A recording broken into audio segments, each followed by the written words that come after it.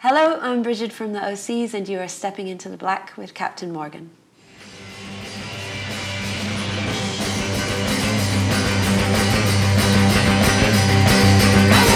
When I moved back from England, I started working in a coffee shop in the Lower Haight. John came in, he lived right around the corner, and he came in every morning for coffee, and so that's how I got to know him. He was really funny, and he was very memorable.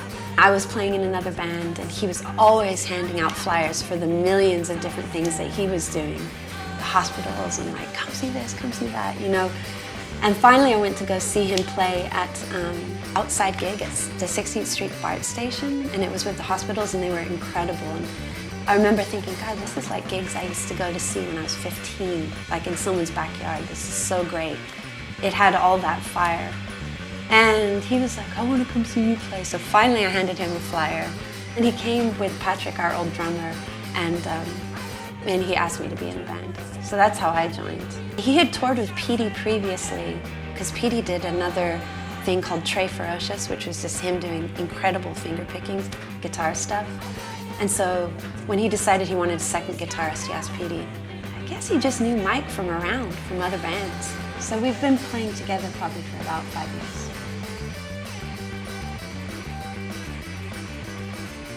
It's 4 different people with their various different influences coming together to make music. I can't totally speak to the other boys, but we have all the music we have in common, I suppose, would be like 60s music, and then everything I've learned from John over the past 7 years, as far as like falling in love with Ken and Pink Floyd, which I never really fell in love with before.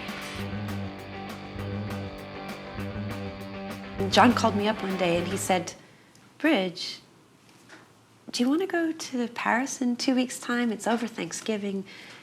We're going to play for Jim Jarmusch. I was like, what? Shut up. He's like, no, really, we are. He made films that I loved as a teenager, like one of my heroes. Yes, of course I want to do it. And we meet Jim Jarmusch in a French museum. It's beautiful, it's wintry, it's November, and he's giving a series of talks. He was talking about things that inspired him to make films. So he was talking with a physicist and a poet, and then he had music, and so we were the music. And that was pretty amazing. Things that people think would be hard, like, oh, is it hard being in a van with all boys and sleeping on floors, and that kind of stuff just depends on whatever your personality is as a person. The things that are hard is just being an outsider. That's the hard part, where if you want to communicate every day with the other human beings that you're traveling with, you have to speak their language, which is like, well, I'm not going to say. You have to be able to talk about how nice girls' asses look, basically. And that gets a little tiring. Other than that, just make sure we meet on stage at the right time and play, that's it. Goodbye, everyone. We're going to be on tour in September with Ty Segall. You should come out to a show and see some music and have a good time and have fun and kiss somebody.